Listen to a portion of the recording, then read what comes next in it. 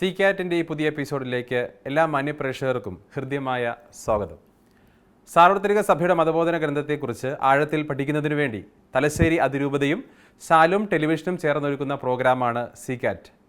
നമ്മുടെ ഈ പ്രോഗ്രാമിൽ നമ്മുടെ ചോദ്യങ്ങൾക്ക് ഉത്തരം നൽകുന്നതിന് വേണ്ടി എത്തിച്ചേർന്നിരിക്കുന്നത് തലശ്ശേരി അതിരൂപതയുടെ സഹായമെത്രാനും ഭാരത ദൈവശാസ്ത്ര കമ്മീഷൻ അംഗവും ശാലോം ടി വി പ്രേക്ഷകർക്കേറെ സുപരിചിതനുമായ അഭിവന്ദ്യമാർ ജോസഫ് പമ്പ്ളാനി പിതാവാണ്. പിതാവിന് ഏറ്റവും ഹൃദ്യമായിട്ട് ഈ പ്രോഗ്രാമിലേക്ക് സ്വാഗതം ചെയ്യുന്നു. ഇന്ന് നമ്മൾ ചർച്ച ചെയ്യുന്നത് പ്രാർത്ഥന ക്രിസ്തീയ ജീവിതത്തിൽ എന്ന വിഷയത്തെക്കുറിച്ചാണ്. നമുക്ക് ചർച്ചയിലേക്ക് പ്രവേശിക്കാം. ആദ്യത്തെ ചോദ്യം ആരാണ് ചോദിക്കുന്നത് നമുക്ക് നോക്കാം. ഞാൻ sister Flower DML, Thalassery saint Joseph cathedral church മതാധ്യാപികയാണ്. പിതാവേ, നമ്മുടെ പ്രാർത്ഥനകൾ സ്വർഗീയ പിതാവിനോട് ചേരണമെങ്കിൽ യേശുനാഥനോടൊത്ത് പ്രാർത്ഥിക്കണമെന്ന് മതബോധന ഗ്രന്ഥം പഠിപ്പിക്കുന്നു. എന്താണ് സഭ ഇങ്ങനെ പഠിപ്പിക്കുന്നത്? യേശുനാഥനോടല്ലാത്ത പ്രാർത്ഥനകളും ഇല്ലേ? യെസ്, സിസ്റ്റർ ഫ്ലവറിൻ്റെ ചോദ്യം നമുക്കറിയാം. സിസ്റ്റർ ഫ്ലവർ ലൗക്ക സിസ്റ്റേഴ്സിൽപ്പെട്ടയാളാണ്. അപ്പോൾ ലൗക്കായിലെ മാതാവിൻ്റെ ഭക്തിയും പ്രാർത്ഥനയും അവർക്ക് വളരെ പരിചിതമാണ്. അപ്പോൾ ഈശോയോട് പ്രാർത്ഥിച്ചാൽ മാത്രമേ ഉള്ളൂ, ലൗക്കായിലെ മാതാവിനോട് പ്രാർത്ഥിച്ചാൽ അത് പ്രാർത്ഥനയല്ലേ എന്ന അർത്ഥത്തിലാണ് സിസ്റ്റർ ചോദിക്കുക.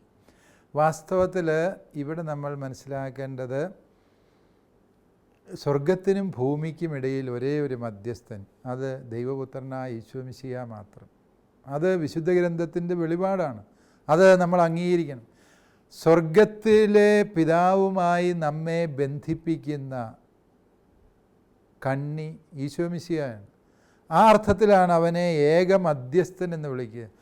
യോഹന്നാൻ്റെ സുവിശേഷം 14:5 ഈശോ പറയുന്ന ഉത്തരവുണ്ട്. എന്താണ്? പിതാവിലെ വഴിയും സത്യവും ജീവനും ഞാനാണ്, എന്നിലൂടെ അല്ലാതെ ആരും പിതാവിൻ്റെ അടുക്കലേക്ക് പോകുന്നില്ല. അതിൻ്റെ വെളിച്ചത്തിലാണ് സഭ ഇപ്രകാരം നമ്മെ പഠിപ്പിക്കുന്നത് എന്ന സത്യം നമ്മൾ ഓർത്തിരിക്കുന്നു. അതായത് ഈശോ മിശിഹാ എന്ന ഏക മധ്യസ്ഥനിലൂടെയാണ് നമ്മൾ പ്രാർത്ഥിക്കുന്നത്. പക്ഷേ എന്ന് പറഞ്ഞാൽ മാതാവിനോട് പ്രാർത്ഥിക്കാൻ മേലെ, യൗസേപ്പ് പിതാവിനോട് പ്രാർത്ഥിക്കാൻ മേലെ എന്ന് ചോദിച്ചാൽ തീർച്ചയായും പ്രാർത്ഥിക്കാം. കാരണം എന്താണ്? പരിശുദ്ധ അമ്മയോട് പ്രാർത്ഥിക്കുമ്പോൾ അമ്മ വഴി നാം ഈശോയിലേക്കാണ് എത്തിച്ചേരുന്നത്. പരിശുദ്ധ അമ്മയുടെ അടുക്കൽ എന്ത് കിട്ടിയാലും അമ്മ അത് ഈശോയുടെ പക്കൽ എത്തിക്കുന്നു. യൗസേപ്പ് പിതാവിൻ്റെ പക്കൽ എന്ത് സമർപ്പിച്ചാലും അത് ഈശോയുടെ പക്കലെത്തുന്നു. എല്ലാ വിശുദ്ധരുടെയും മാധ്യസ്ഥ്യം ഏക മധ്യസ്ഥനായ ഈശോ മിശിഹായോട് പങ്കുചേരുന്ന മാധ്യസ്ഥ്യമാണ്. അതുകൊണ്ട് വിശുദ്ധരോട് പ്രാർത്ഥിക്കാൻ മേലെ എന്ന് ചോദിച്ചാൽ തീർച്ചയായും പ്രാർത്ഥിക്കാം. വിശുദ്ധരുടെ മാധ്യസ്ഥ്യം ഈശോ മിശിഹായുടെ മാധ്യസ്ഥ്യത്തിന് പകരമായൊരു കാര്യമല്ല. കാരണം എന്താണ്? ഇവരെല്ലാം ഏക മധ്യസ്ഥനായ ഈശോയോട് ചേർന്ന് നിൽക്കുന്നു. ഈശോയോട് അവരത്ര കണ്ട് ഹൃദയം കൊണ്ട് ചേർന്ന് നിൽക്കുന്നത് കൊണ്ടാണ് അവരെ വിശുദ്ധർ എന്ന് വിളിക്കുന്നത് തന്നെ, അല്ലേ? അതുകൊണ്ട് പരിശുദ്ധ അമ്മ എപ്പോഴും നമ്മളോട് പറയുന്നത് എന്താണ്? പരിചാരകരോട് കാനായിൽ വെച്ച് അമ്മ പറഞ്ഞെന്താ? അവൻ പറയുന്നത് പോലെ ചെയ്തു. പുത്ര അവർക്ക് വീഞ്ഞില്ല, ഈശോയുടെ അമ്മ അത്രയും പറഞ്ഞു. എന്നിട്ട് ബാക്കി എന്നെ പറഞ്ഞത്? അവൻ പറയുന്നത് പോലെ ചെയ്തു. വിശുദ്ധന്മാരുടെ എപ്പോഴുമുള്ള മനോഭാവമാണ് ഈശോ എന്ത് പറയുന്നു അതാണ് ശരി, ഈശോ എന്താണോ വെളിപ്പെടുത്തുന്നത് അതാണ് സത്യം എന്ന് അവർ നമുക്ക് പഠിപ്പിച്ചു തരുന്നവരാണ്. അപ്പോൾ പലപ്പോഴും പല അകത്തോലിക്ക കൂട്ടായ്മകളിൽ ഉയരുന്നൊരു ചോദ്യമാണ്, നമ്മളിങ്ങനെ വിശുദ്ധരോട് ചോദിക്കേണ്ട കാര്യമുണ്ടോ, അവരുടെ മാധ്യസ്ഥത്തിന് എന്താണ് വിലയുള്ളത് എന്നൊക്കെ ചോദിച്ച് വിശുദ്ധരെയും ഈശോയെയും എന്തോ പരസ്പര വിരുദ്ധമായ ചേരികളിൽ ഭരണകക്ഷിയും പ്രതിപക്ഷവും പോലെ ഇരുത്താൻ ശ്രമിക്കാറുണ്ട്. അല്ല, വിശുദ്ധരുടെ ഹൃദയം ഈശോയുടെ ഹൃദയത്തോട് ചേർന്ന് നിൽക്കുന്നതായതുകൊണ്ട് വിശുദ്ധർക്കും ഈശോയ്ക്കും ഒരേ മനസ്സ് ഉള്ളതുകൊണ്ടാണ് അവരെ വിശുദ്ധർ എന്ന് വിളിക്കുന്നതും സഭ വണങ്ങുന്നതും. അതുകൊണ്ട് ഇവരുടെ മാധ്യസ്ഥ്യങ്ങളെ പലപ്പോഴും വൈരുദ്ധ്യാത്മകമായി മനസ്സിലാക്കുമ്പോഴാണ് ഇത്തരത്തിലുള്ള ചോദ്യങ്ങൾ പ്രസക്തമാകുന്നത്. പക്ഷേ സഭ നമ്മെ എപ്പോഴും പറഞ്ഞ് പഠിപ്പിച്ചിട്ടുള്ള സത്യം ഏക മധ്യസ്ഥൻ ഈശോയാണെന്നും ആ ഈശോയുടെ മാധ്യസ്ഥതയിൽ പങ്കുചേരുകയാണ് വിശുദ്ധരെന്ന മധ്യസ്ഥർ ചെയ്യുന്നത് എന്നുമുള്ള സത്യമാണ്. ഓക്കെ, താങ്ക് യു പിതാവേ. നമുക്ക് അടുത്ത ചോദ്യത്തിലേക്ക് നമുക്ക് പോകാം. എൻ്റെ പേര് ടീനാസ് കറിയ പള്ളിവാതുക്കൽ. ഞാൻ തലശ്ശേരി സെൻറ്റ് ജോസഫ്സ് കത്തീഡ്രൽ ഇടവകയിലെ മതാധ്യാപികയാണ്. പിതാവേ, രഹസ്യത്തിൽ നടത്തുകയാണെങ്കിൽ പോലും പ്രാർത്ഥന എപ്പോഴും സഭയുടെ പ്രാർത്ഥനയാണെന്ന് മതബോധന ഗ്രന്ഥം നമ്മെ പഠിപ്പിക്കുന്നു. ഒരാളുടെ വ്യക്തിപരമായ പ്രാർത്ഥന എങ്ങനെയാണ് സഭയുടെ പ്രാർത്ഥനയാകുന്നത്? യെസ്, അതായത് പ്രാർത്ഥന രഹസ്യത്തിൽ നടത്തുന്നതാണെങ്കിൽ പോലും അതിനൊരു സഭാത്മക മാനമുണ്ട് എന്ന് മതബോധന ഗ്രന്ഥം പഠിപ്പിക്കുന്നു എന്ന് നമുക്കറിയാം. അതിൻ്റെ അർത്ഥമാണ് ടീന ടീച്ചർ ചോദിച്ചിരിക്കുന്നത്. വാസ്തവത്തിൽ രഹസ്യത്തിൽ നടത്തുമ്പോഴും നാം ദൈവവുമായി ആണ് ബന്ധത്തിലാവുന്നത് എന്ന സത്യം ഓർക്കുക. ഈ പിതാവും പുത്രനും പരിശുദ്ധാത്മാവുമായ ത്രിയേക ദൈവത്തെ നമുക്ക് പരിചയപ്പെടുത്തി തന്നത് തിരുസഭയാണ്.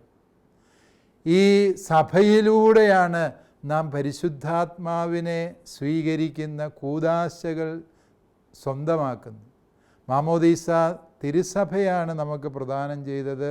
തിരുസഭയിൽ നാം മാമോദീസ മുങ്ങിയപ്പോഴാണ് നാം പരിശുദ്ധാത്മാവിനെ ആദ്യമായി സ്വീകരിച്ചത്. തുടർന്ന് സ്ഥൈര്യലേപനത്തിലൂടെ ഈശോമിശിഹായുടെ തിരുശരീര രക്തങ്ങൾ കൊണ്ട് നമ്മെ ധന്യരാക്കുന്ന വിശുദ്ധ കുർബാനയിലൂടെ, പാപമോചനം തരുന്ന വിശുദ്ധ കുംഭസാരത്തിലൂടെ ഒക്കെ നാം നിരന്തരം വിശുദ്ധീകരിക്കപ്പെടുന്നത് സഭയിലാണ് എന്ന സത്യം നാം തിരിച്ചറിയണം. അതുകൊണ്ട് നാം സഭയോട് ചേർന്നാണ് ജീവിക്കുന്നത് എന്നത് ഓരോ വിശ്വാസിയും മനസ്സിലാക്കേണ്ട സത്യമാണ്. നമ്മുടെ ജീവിതത്തിൽ തിരുസഭയ്ക്ക് ഇത്രമേൽ വലിയ പ്രാധാന്യമുണ്ട് എന്നുള്ളത് പല വിശ്വാസികളും മറന്നു പോകുന്ന സത്യമാണ്. അതോടൊപ്പം തന്നെ നാം മനസ്സിലാക്കുക, നമ്മൾ പ്രാർത്ഥിക്കാൻ പഠിച്ചത് സഭ നമ്മെ പഠിപ്പിച്ച രീതിയിലാണ്. ഇപ്പോൾ ഞാൻ എൻ്റെ മുറിയിലിരുന്നു കൊണ്ട് നന്മ നിറഞ്ഞ മറിയമേ എന്ന പ്രാർത്ഥന ചൊല്ലുകയാണ്.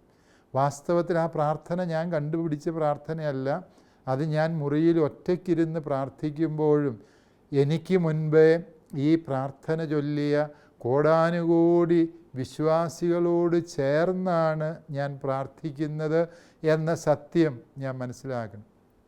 അതോടൊപ്പം തന്നെ നാം വ്യക്തിപരമായി പ്രാർത്ഥിക്കുമ്പോഴും നാം ഒറ്റയ്ക്കല്ല, സഭയൊന്നാകെ നമ്മോടൊത്ത് ആയിരിക്കുകയാണ്. നമുക്കറിയാം, സഭ എന്ന് പറയുന്നത് സ്വർഗത്തിലെ വിജയസഭ, വിശുദ്ധന്മാരുടെ കൂട്ടായ്മ, ശുദ്ധീകരണ സ്ഥലത്തിലെ സഹനസഭ, സഹിക്കുന്നവരുടെ ശുദ്ധീകരാത്മാക്കളുടെ കൂട്ടായ്മ, വീണ്ടും നമുക്കറിയാം ഈ ഭൂമിയിലെ സമരസഭ. ഇത് മൂന്നും കൂടി ചേർന്നതാണ് തിരുസഭ എന്ന് പറയുന്നത്. ഞാൻ പ്രാർത്ഥിക്കാനായിരിക്കുമ്പോൾ സ്വർഗവാസികളും വിശുദ്ധരും എന്നെ സഹായിക്കുവാൻ എന്നോടൊത്തുണ്ട് എന്നുള്ളതാണ് സത്യം. ഞാൻ പ്രാർത്ഥിക്കാനായിരിക്കുമ്പോൾ കർത്താവിൻ്റെ ദൂതന്മാർ എൻ്റെ പ്രാർത്ഥനകളെ ദൈവോന്മുഖമാക്കാൻ എന്നോടൊത്ത് സഹായിക്കുന്നു. നാളിതുവരെയുള്ള വിശുദ്ധാത്മാക്കളുടെ പ്രാർത്ഥനാ ചൈതന്യത്തിൽ നിന്നാണ് എൻ്റെ പ്രാർത്ഥന രൂപം കൊണ്ടിരിക്കുന്നത് എന്ന് ഞാൻ തിരിച്ചറിയണം. സഭ എന്നെ പ്രാർത്ഥിക്കാൻ പഠിപ്പിച്ചതുകൊണ്ടാണ് ഞാൻ പ്രാർത്ഥിക്കാൻ പഠിച്ചത് എന്ന സത്യം ഓർക്കണം. വിശുദ്ധ സിപ്രിയാൻ്റെ പ്രസിദ്ധമായ വാചകം നിങ്ങൾക്ക് ഓർക്കാം. തിരുസഭയെ അമ്മയായി കരുതുന്നവന് മാത്രമേ ദൈവത്തെ പിതാവേ എന്ന് വിളിച്ച് പ്രാർത്ഥിക്കാൻ പറ്റുകയുള്ളൂ എന്ന് ആ സഭാപിതാവ് പഠിപ്പിച്ചതിൻ്റെ പൊരുൾ അതാണ്. അതുകൊണ്ട് പ്രിയപ്പെട്ടവരെ, സഭയോട് ചേർന്നാണ് നാം പ്രാർത്ഥിക്കുന്നത്. എപ്പോഴും വലിയൊരു ജനക്കൂട്ടത്തിൻ്റെ നടുവിലിരുന്ന് അല്ലെങ്കിൽ വലിയ പള്ളിയിൽ ഇടവക്കാർ മുഴുവനും ആളുകളുടെ കൂടെ ഇരുന്ന് പ്രാർത്ഥിക്കുമ്പോൾ നമ്മൾ പ്രാർത്ഥിക്കുന്നുള്ളൂ എന്ന് ധാരണ വേണ്ട. അത് പ്രാർത്ഥനയാണ്. ഒറ്റയ്ക്ക് നാം മുറിയിൽ ഇരുന്ന് നടത്തുന്ന വ്യക്തിപരമായ പ്രാർത്ഥനയിലും തിരുസഭ മുഴുവനും സന്നിഹിതമാണ് എന്നുള്ള വിശ്വാസം നമുക്ക് വേണം. ഈ തിരുസഭയുടെ സാന്നിധ്യം അത് വിവിധ ഡിഗ്രികളിൽ, വിവിധ തലങ്ങളിലാണ് നമ്മൾ മനസ്സിലാക്കുന്നത്. ഇപ്പോൾ പരിശുദ്ധ കുർബാനയിൽ വികാരിയച്ഛനോട് ചേർന്ന് ഇടവകയിലെ മുഴുവൻ വിശ്വാസികളോടും ചേർന്ന് നാം ഞായറാഴ്ച കുർബാനയിൽ പങ്കെടുക്കുമ്പോൾ ആ സഭയുടെ സാന്നിധ്യം കൂടുതൽ സജീവവും വ്യക്തവുമായി നമുക്ക് അനുഭവിക്കാൻ പറ്റുന്നു. അതേസമയം നാം ഒറ്റയ്ക്ക് മുറിയിലായിരിക്കുമ്പോൾ ഞായറാഴ്ച കുർബാനയിലായിരിക്കുന്ന അതേ അനുഭവം സഭാത്മകമായി നമുക്ക് ലഭിക്കണമെന്നില്ല. പക്ഷേ മതബോധന ഗ്രന്ഥം ഉദ്ദേശിക്കുന്നത് എല്ലാ പ്രാർത്ഥനയിലും ഈ ഒരു സഭാത്മക സാന്നിധ്യം അറിയാനും അനുഭവിക്കാനും നമുക്ക് കഴിയണം എന്നുള്ള സത്യമാണ്. താങ്ക് യു പിതാവേ. നമുക്ക് അടുത്ത ചോദ്യത്തിലേക്ക് പോകാം. ഞാൻ Nisha Anil Pallithazhathu, Thalassery cent Joseph's cathedral ഇടവകയിലെ മതാധ്യാപികയാണ്. പിതാവേ, നമ്മുടെ പ്രാർത്ഥനകളിൽ വിവിധ തരത്തിലുള്ള പ്രാർത്ഥനകളും ഗാനങ്ങളും ചിത്രങ്ങളും രൂപങ്ങളും ഉൾപ്പെടുത്തിയിട്ടുണ്ടല്ലോ. ഇവയ്ക്കെല്ലാം കൃത്യമായ മാർഗനിർദ്ദേശങ്ങൾ നൽകുന്നത് ആരാണ്? എന്തിൻ്റെ അടിസ്ഥാനത്തിലാണ് നാം ഇത് ചെയ്തു പോരുന്നത്? യെസ്, നമ്മുടെ പ്രാർത്ഥനയിൽ ഇങ്ങനെ വിവിധ രൂപത്തിലുള്ള ചിത്രങ്ങൾ, നമ്മൾ പടങ്ങൾ ഉപയോഗിക്കുന്നുണ്ട്, കുരിശുരൂപം ഉപയോഗിക്കുന്നുണ്ട്, ചിലയിടത്ത് മാർത്തോമാ സ്ലീവ ഉപയോഗിക്കുന്നുണ്ട്. ഓരോ രൂപതകളിൽ വ്യത്യാസം കാണും, ഓരോ പ്രദേശത്ത് വ്യത്യാസം കാണും. ഇതെല്ലാം വിശ്വാസികളുടെ ഇടയിൽ പലപ്പോഴും അർത്ഥശങ്ക ഉളവാക്കുന്നത്. ഇതിൻ്റെയൊക്കെ അർത്ഥം എന്താണ്? ഇതാരാണ് ഇതൊക്കെ തീരുമാനിക്കുന്നത്? അതാണിപ്പം നിഷ ടീച്ചർ ചോദിച്ചത്. തീർച്ചയായും നിങ്ങളുടെ വ്യക്തി ജീവിതത്തിൽ നിങ്ങൾക്ക് ഇന്ന വിശുദ്ധനോട് താല്പര്യമുണ്ട്. ആ താല്പര്യമുണ്ട് എങ്കിൽ ആ വിശുദ്ധൻ്റെ രൂപം നിങ്ങളുടെ മുറിയിൽ സൂക്ഷിക്കുന്നത് അത് നിങ്ങളുടെ വ്യക്തിപരമായ കാര്യമാണ്. അൽഫോൻസാമയോട് എനിക്ക് പ്രത്യേകമായ ഇഷ്ടവും ഭക്തിയുമുണ്ട്. മെത്രാനായിരിക്കുന്ന എൻ്റെ ഈ മുദ്രമോതിരത്തിൽ അൽഫോൻസാമയുടെ ഒരു തിരുശേഷിപ്പാണ് വെച്ചിരിക്കുന്നത്. അത് അൽഫോൻസാമയോട് എനിക്കുള്ള വ്യക്തിപരമായ ഇഷ്ടവും ഭക്തിയും കൊണ്ടാണ് ഞാൻ അങ്ങനെ ചെയ്തിരിക്കുന്നത്. അത് തീർച്ചയായും നമുക്ക് വ്യക്തിപരമായി സ്വീകരിക്കാവുന്ന കാര്യമാണ്. അതേസമയം സഭയുടെ പൊതുവേദികളിൽ നമ്മൾ ഉപയോഗിക്കേണ്ട കാര്യങ്ങളെക്കുറിച്ച് സഭയ്ക്ക് കൃത്യമായ മാർഗനിർദ്ദേശങ്ങൾ സമയാസമയങ്ങളിൽ തരും.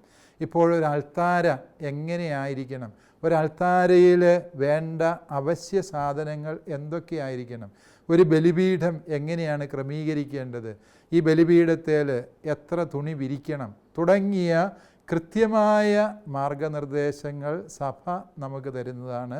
അതനുസരിച്ചാണ് ആ അൾത്താര ക്രമീകരിക്കേണ്ടത്. ചില രൂപതകളിൽ ഇതിനെക്കുറിച്ചുള്ള കൃത്യമായ മാർഗനിർദ്ദേശം കാണും. ഇപ്പോൾ തലശ്ശേരി അതിരൂപതയിലെ മാർഗനിർദ്ദേശം ഇങ്ങനെയാണ്: ബലിപീഠത്തിന് പുറകിലുള്ള അൾത്താരയിലെ പ്രധാന ഭിത്തിയുടെ മധ്യഭാഗത്ത് ക്രൂശിത രൂപവും അതിൻ്റെ താഴെ വിശുദ്ധ സക്രാരിയും, ഈ ബലിപീഠത്തിൻ്റെ ഇരുവശങ്ങളിലായിട്ട് മാർത്തോമാ സ്ലീവായും വിശുദ്ധ ഗ്രന്ഥവും പ്രതിഷ്ഠിക്കണം. അത് ഈ തലശ്ശേരി അതിരൂപതയിലെ ഒരു നിയമമാണ്. അതുപോലെ അത് ഈ സഭയുടെ അധികാരികൾ അല്ലെങ്കിൽ ഈ രൂപതാധികാരികൾ വർഷങ്ങൾക്ക് മുൻപ് നിർദ്ദേശിച്ച ഒരു നിയമമാണ്. അതനുസരിച്ചാണ് ഇവിടുത്തെ എല്ലാ അൾത്താരകളും ക്രമീകരിക്കപ്പെടുന്നത്. അത് ഓരോ രൂപതയിലും വ്യത്യസ്തമാണ്. എറണാകുളം രൂപതയിൽ ചെയ്യുന്നത് പോലെ ആയിരിക്കണമെന്നില്ല ചങ്ങനാശ്ശേരി അതിരൂപതയിൽ ചെയ്യുന്നു. ഇത് ഓരോ പ്രദേശങ്ങളിലും ഇപ്രകാരം പ്രാദേശികമായ അനുരൂപണങ്ങളോടുകൂടി ഈ രൂപങ്ങളെക്കുറിച്ചാകാം, ഉപയോഗിക്കുന്ന പ്രതീകങ്ങളിൽ വ്യത്യാസമുണ്ട്. ഈ പ്രതീകങ്ങൾക്ക് അർത്ഥകൽപ്പന നടത്തുന്നതും സഭയാണ്. അതുകൊണ്ട് സഭ നൽകുന്ന അർത്ഥകൽപ്പനകൾ സ്വീകരിക്കുക എന്നുള്ളതാണ് വിശ്വാസികൾ ഈ മേഖലയിൽ ചെയ്യേണ്ട കാര്യം. നമുക്ക് വ്യക്തിപരമായി നമുക്ക് താല്പര്യമുള്ള ഭക്തികളും അതുപോലെയുള്ള കാര്യങ്ങളും നമുക്ക് വ്യക്തിപരമായി മനസ്സിൽ സൂക്ഷിക്കുമ്പോഴും ഓരോ ഇടവകയിലും അല്ലെങ്കിൽ രൂപതയിലും ഓരോ റീത്തിലും നിശ്ചയിക്കപ്പെട്ട പ്രതീകങ്ങൾ, നിശ്ചയിക്കപ്പെട്ട രൂപങ്ങൾ നാം ആ രീതിയിൽ പ്രയോജനപ്പെടുത്തുന്നതാണ് ഗുണകരം. പൗരസ്ത്യ റീത്തുകളിൽ നമുക്കറിയാം, പൗരസ്ത്യ റീത്തുകൾ രൂപങ്ങളെക്കാൾ ഉപരി ഐക്കണുകൾ ഉപയോഗിക്കുന്നതാണ് പൗരസ്ത്യ ശൈലി എന്ന് പറയുന്നത്. പക്ഷേ കേരളത്തിലെ സഭകളുടെ പ്രത്യേകത എന്താ എന്ന് ചോദിച്ചു കഴിഞ്ഞാൽ, പോർച്ചുഗീസുകാരുടെ വരവോടുകൂടി ഇവിടുത്തെ പൗരസ്ത്യ സഭകളും പാശ്ചാത്യ രീതിയിലുള്ള ഭക്താനുഷ്ഠാനങ്ങൾ അഭ്യസിച്ചു വന്നവരാണ്. അതൊരു പാപമൊന്നുമല്ല, അതൊരു തെറ്റുമല്ല.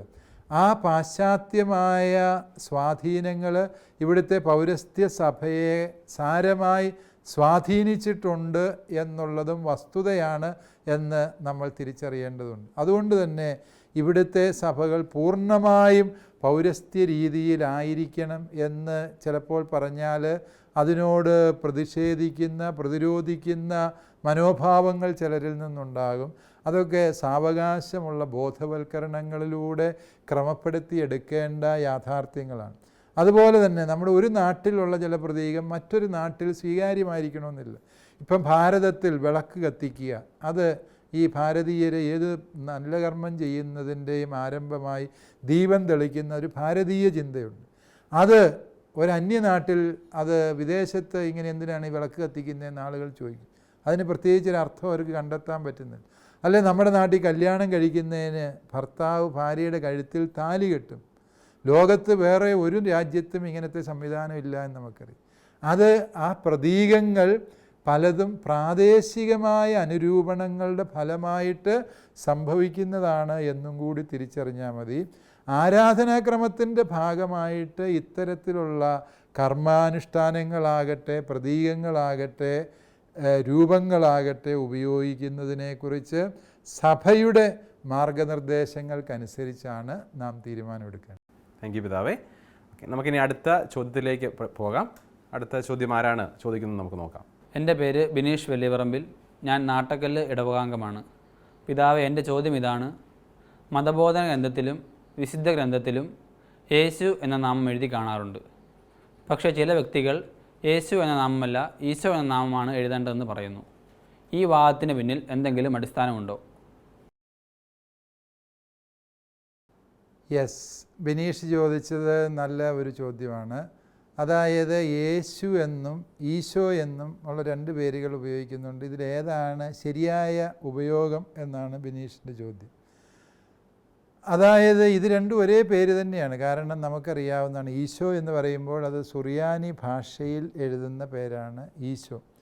അതിൻ്റെ ഗ്രീക്ക് രൂപമാണ് യേസൂസ് എന്ന് പറയുന്നത്, ഗ്രീക്ക് ഭാഷയിൽ. അതുകൊണ്ട് പാശ്ചാത്യ സഭകൾ ഈ ഗ്രീക്ക് പാരമ്പര്യത്തിൽ നിന്ന് വരുന്നത്, അതാണ് ഈ വെസ്റ്റേൺ ട്രഡീഷൻ്റെ ഉത്ഭവം അവിടെ നിന്നാണെന്ന് നമുക്കറിയാം. അതുകൊണ്ട് ഈ ഗ്രീക്ക് പാരമ്പര്യത്തിൽ നിന്ന് ഭാഷാപരമായി ബന്ധപ്പെട്ട് നിൽക്കുന്ന സഭകൾ യേശു എന്നുപയോഗിക്കുന്നു. ഈശോ മിശിഹ എന്ന് പറയുന്നത് സുറിയാനിയാണ്. ഈശോ എന്ന വാക്കിൻ്റെ അർത്ഥം നമുക്കറിയാം എന്താണ്, രക്ഷിക്കുന്നവൻ എന്നാണ്. മിശിഹ എന്ന വാക്കിൻ്റെ അർത്ഥം അഭിഷിക്തൻ എന്നാണ്. അതായത് നമ്മുടെ രക്ഷയ്ക്ക് വേണ്ടി ദൈവത്താൽ അഭിഷേകം ചെയ്യപ്പെട്ടവൻ എന്നാണ് ഈശോ മിശിഹ എന്ന് പറയുമ്പോൾ അർത്ഥമാക്കുന്നത്. ഇതിൻ്റെ ഗ്രീക്ക് രൂപമാണ് യേസൂസ് ക്രിസ്തോസ് എന്ന് പറയുന്നത്. യേസൂസ് എന്ന് പറയുമ്പോൾ ഗ്രീക്ക് ഭാഷയിൽ അർത്ഥം രക്ഷിക്കുന്നവൻ എന്ന് തന്നെയാണ് അതിൻ്റെ അർത്ഥം. ക്രിസ്തോസ് എന്ന് പറഞ്ഞാൽ അഭിഷേകം ചെയ്യപ്പെട്ടവൻ, തൈലം കൊണ്ട് പൂശപ്പെട്ടവൻ എന്നാണ്. ക്രിസം എന്ന് നമ്മൾ ഇംഗ്ലീഷിൽ ഉപയോഗിക്കുന്നതാണ്. മൂറോൺ തൈലത്തിന് പറയുന്നത് ക്രിസം എന്നാണ്. തൈലം, ആ ക്രിസം കൊണ്ട് പൂശപ്പെട്ടവൻ, അതാണ് ക്രിസ്തോസ് എന്ന് പറയും. അതുകൊണ്ട് ഇത് രണ്ടും ഭാഷാപരമായ വ്യത്യാസമേ ഉള്ളൂ. അതുകൊണ്ട് ഇതിന് അടിസ്ഥാനപരമായ ഒരു വ്യത്യാസവും ഇല്ല. നമുക്കറിയാം, ജോസഫ് എന്നാണ് എൻ്റെ പേര്. അത് മലയാള ഭാഷയിൽ ജോസഫ് എന്നുള്ളത് യൗസേപ്പ് എന്ന് പറയാറുണ്ട്. യൗസേപ്പ് എന്ന് പറഞ്ഞാൽ ഔദ എന്ന് നമ്മൾ പഴയ കാർന്നവന്മാർ വിളിച്ചുകൊണ്ടിരുന്നത്, പഴയ കാർന്നവന്മാർ ജോസഫ് ചേട്ടന്മാരെ നമ്മൾ വിളിച്ചുകൊണ്ടിരുന്നത് ഔദച്ചേട്ടൻ എന്നൊക്കെയാണ് വിളിച്ചുകൊണ്ടിരുന്നത്. അതായത് ഒരു ഭാഷയിൽ തന്നെ വ്യത്യസ്ത ഉപയോഗങ്ങൾ ഒരു പേരിനുണ്ട് എന്നുള്ളത് നമ്മൾക്കറിയാം. സേവ്യർ, അത് ഒരു ഇംഗ്ലീഷ് പേരാണ് നമുക്കറിയാം. അതിനെ മലയാളികൾ പണ്ട് വിളിച്ചുകൊണ്ടിരുന്ന ശൗര്യാര് പുണ്യാളൻ എന്നാണ്, ശൗര്യാര് എന്ന് പറയും. അതായത് ഈ ഭാഷാപരമായ പ്രത്യേകതകൾ നമ്മുടെ നാട്ടിലും ഉള്ളതാണ്. സമാനമായ ഒരു വ്യത്യാസമാണ് ഈശോ മിശിഹ എന്ന് പറയുന്നത് സുറിയാനി ആരാധനാക്രമ ഭാഷയായി സ്വീകരിച്ചിട്ടുള്ള സഭകൾ, അല്ലെങ്കിൽ ആ പാരമ്പര്യം ഉണ്ടായിരുന്ന സഭകൾ, പ്രത്യേകിച്ച് പൗരസ്ത്യ സഭകൾ. കേരളത്തിൻ്റെ പശ്ചാത്തലത്തിൽ നോക്കുമ്പോൾ പൗരസ്ത്യ സഭകളെല്ലാം ഈശോ മിശിഹ എന്നുപയോഗിക്കുമ്പോൾ പാശ്ചാത്യ സഭകൾ, അതായത് ലത്തീൻ റീത്ത് ഉപയോഗിക്കുന്നത് യഥാർത്ഥത്തിൽ യേശു ക്രിസ്തു എന്നുള്ളതാണ്. നമ്മുടെ നാട്ടിൽ ഈ രണ്ട് സഭകളും തമ്മിൽ വളരെ ഇടകലർന്ന് ജീവിക്കുന്നത് കൊണ്ടും പൗരസ്ത്യ സഭകളൊക്കെയും തന്നെ പാശ്ചാത്യ സഭയുടെ സ്വാധീനത്തിൽ 400 കൊല്ലം പരിശീലനം സിദ്ധിച്ചു എന്നുള്ളത് കൊണ്ടും ഈ പേരുകൾ തമ്മിലുള്ള അന്തരം ഒരു വലിയ വ്യത്യാസമായിട്ട് നമ്മൾ കരുതാറില്ല എന്നുള്ളതാണ് സത്യം. നമ്മൾ പൊതുധാരണയ്ക്ക് വേണ്ടി നമ്മുടെ ഭാഷയിൽ ട്രാൻസ്ലേറ്റ് ചെയ്യുമ്പോൾ ജീസസ് ക്രൈസ്റ്റ് എന്നുള്ള ഇംഗ്ലീഷ് വാക്ക് ട്രാൻസ്ലേറ്റ് ചെയ്യുമ്പോൾ പൊതുധാരണയിൽ POC ചെയ്തിരിക്കുന്ന ഒരു കാര്യം, ബൈബിളിലാകട്ടെ നമ്മുടെ മതബോധന ഗ്രന്ഥത്തിലാകട്ടെ ചെയ്തിരിക്കുന്നത് ഈ പാശ്ചാത്യ നാമം ഉപയോഗിക്കുക എന്നുള്ളതാണ്. അതുകൊണ്ട് യേശു, ക്രിസ്തു എന്നുള്ള പദങ്ങളാണ് പൊതുവായ ഇതിൽ ഉപയോഗിച്ചിരിക്കുന്നത്. പക്ഷേ ഇതേ ബൈബിൾ തന്നെ സിറോ മലബാർ സഭയുടെ ആരാധനാക്രമത്തിൽ വായിക്കാൻ വേണ്ടിയുള്ള ലക്ഷണറിയാക്കി മാറ്റിയപ്പോൾ അതിലുപയോഗിച്ചിരിക്കുന്നത് ഈശോ മിശിഹ എന്നുള്ള പദമാണ്. അപ്പോൾ ആരാധനാക്രമത്തിൻ്റെ ശൈലി പൗരസ്ത്യ സഭകളിൽ ഈ സുറിയാനിയോട് ഒത്തുപോകുന്നതും, എന്നാൽ പൊതുഗ്രന്ഥങ്ങളിൽ ഉപയോഗിക്കുമ്പോൾ യേശു ക്രിസ്തു എന്നും ഉപയോഗിക്കുന്നതാണ്. ഇത് ഒന്നും തെറ്റല്ല, ഒന്ന് മറ്റൊന്നിനേക്കാളും ശരിയുമല്ല എന്നുള്ള രീതിയിൽ മനസ്സിലാക്കിയാണ്. ഓക്കെ, താങ്ക് യു പിതാവേ. നമുക്ക് ഇനി അടുത്ത ചോദ്യം എന്താണെന്ന് നോക്കാം. എൻ്റെ പേര് അരുൺ കുരിയളാനിക്കൽ. ഞാൻ കാവുന്തല ഇടവകാംഗമാണ്. പിതാവേ, എൻ്റെ ചോദ്യം ഇതാണ്. ദൈവത്തിന് മനുഷ്യനോടുള്ള സ്നേഹത്തിന് സാക്ഷ്യം വഹിക്കുന്ന ചിലർക്ക് ഏലിയായിൽ നിന്ന് ഏലീഷായ്ക്കും പിന്നീട് സ്നാപയോഹനാനും ലഭിച്ച ചൈതന്യം പോലുള്ള വൈയക്തിക സിദ്ധി കൈമാറാൻ ഇടവന്നിട്ടുണ്ട്. അവരുടെ അനുയായികൾ ഈ ചൈതന്യത്തിൽ പങ്കാളികളാകാൻ വേണ്ടിയാണിത്. പിതാവേ, ഇതുകൊണ്ട് എന്താണ് അർത്ഥമാക്കുന്നത്? ഒന്ന് വിശദീകരിച്ച് തരാമോ?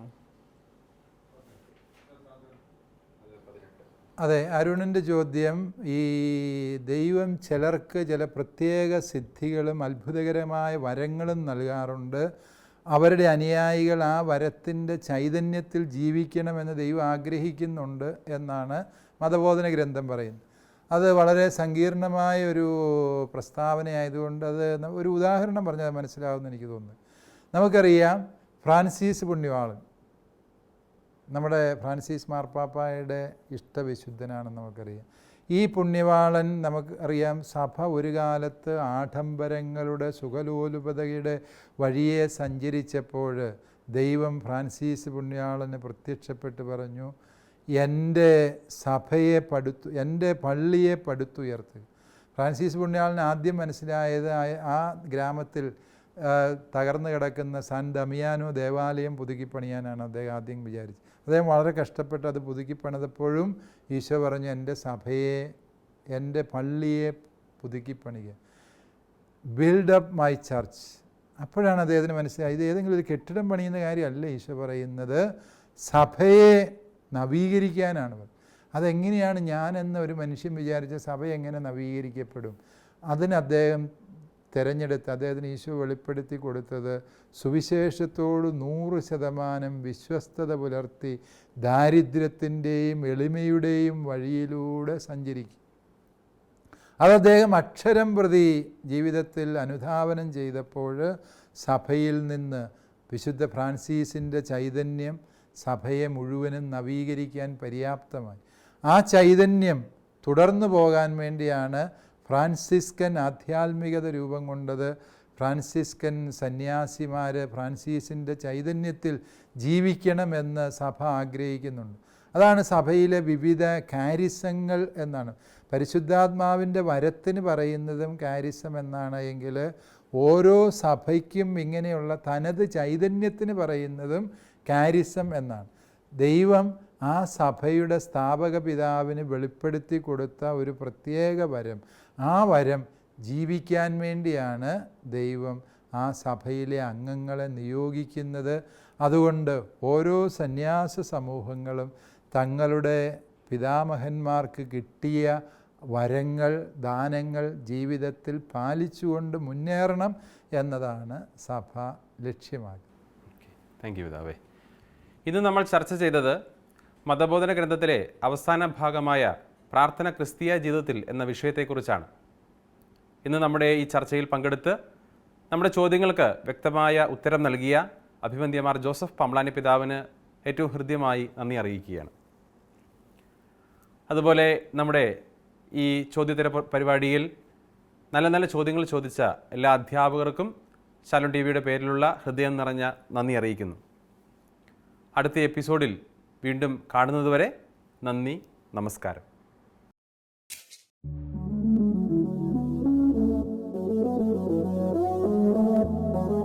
CCAT പ്രോഗ്രാമിന്റെ മുൻ എപ്പിസോഡുകൾ കാണുവാൻ ലോഗോൺ ചെയ്യൂ www.shalomtv.tv/ccat.